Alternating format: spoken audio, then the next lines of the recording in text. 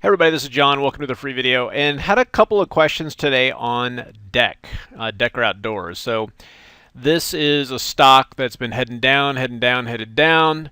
We're starting to get some triggers, initial triggers here against the buy side, and Carolyn has a lot of support here. So how to play this? Well, we had one question that came in from a newer options trader and was just kind of confused as they came in and they bought some options that expire next week. They paid the asking price. You know, these options are kind of thin, and so the question is, how do you trade a stock like this where you have a daily signal, okay, and you have options that are thin, meaning that they don't trade very much volume? First of all, is this okay? And the answer to that is yes, but you have to, when you don't have a liquid environment, you have to trade it accordingly, okay? The first question that comes up is, first of all, what strike do you get? Okay, you want to get an in-the-money strike. So the person who had asked about this, they did do that. They did get the in-the-money strike. So in this case, it was the 56. Okay, so the 56 call. So that part was good. The two hiccups though here, then this is kind of the part of Basics 101 options trading that we talk about, is that when you see something here, at the time that they placed the order, the bid ask was 250 by 380. Okay. When you're trading markets in an illiquid environment, the market makers always place this bid ask to screw you if you come in and hit the ask. Okay. What you want to do is do the theoretical price. Okay. So on something like this, where that could be at the minimum in between the bid and the ask. Okay. So you just split that difference. But you can also get the Black-Scholes theoretical price in your platform. So when you set up the theoretical price, okay, and you just go to theoretical price and say, hey, what is this option is actually worth? And you can come over here and say, okay, wow, look at this 55 half call option. The bid ask is crazy. It's 210 by 420. Okay, if you're going to pay, the market makers do this so that if someone comes in, and they're not sure, it's like, oh, I'll just buy the ask.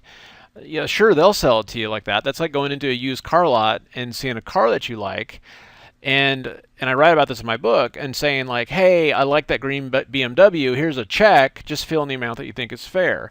The fair amount is right here. Okay, so that's kind of options trading 101.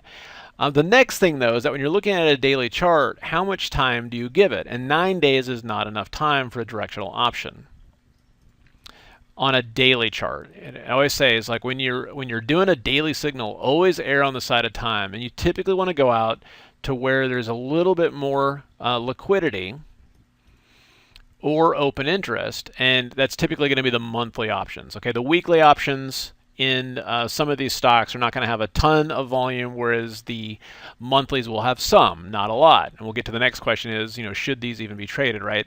So here's the 57s. If you're going to go in the money, go to the 55s. Here you can see 390 by 450. Fair price is 420. But now you've given it 37 days, okay, to work out. And then the next question is should you even bother trading what I would call thin options? So you can see here on AutoZone, open interest of 8, open interest of 0, volume of 0, volume of 2. So why even bother with stuff like that? Well, there's a saying in trading that if you're on the right side of a trade, then illiquidity can be your best friend because it can drive exaggerated stock movements. Okay, if I can spell that right. Now, the thing with this is all about risk control, okay? If you want to get out of this, you got to pay to play, okay? And the opportunity to make money on stocks like this is great. What you're paying to play is a wider spread, okay? And if you need to get out of it, guess what? The market makers aren't going to help you very much either. So when you're doing a trade like that, you risk the premium, okay? You position size so that you can't buy an option at $40 and have a stop loss of 38. You're going to get stopped. And then if it's something where it's too pricey, great, you do a debit spread. And if we look at this from the context of, well, can you make money on thinly traded options? And the answer is yes. I mean, you can see here's AutoZone, very thinly traded option. So far this year, made $73,000 trading AutoZone. Now, have I traded obviously liquid options too? Of course, but REGN, very thin, and that was good for $21,000.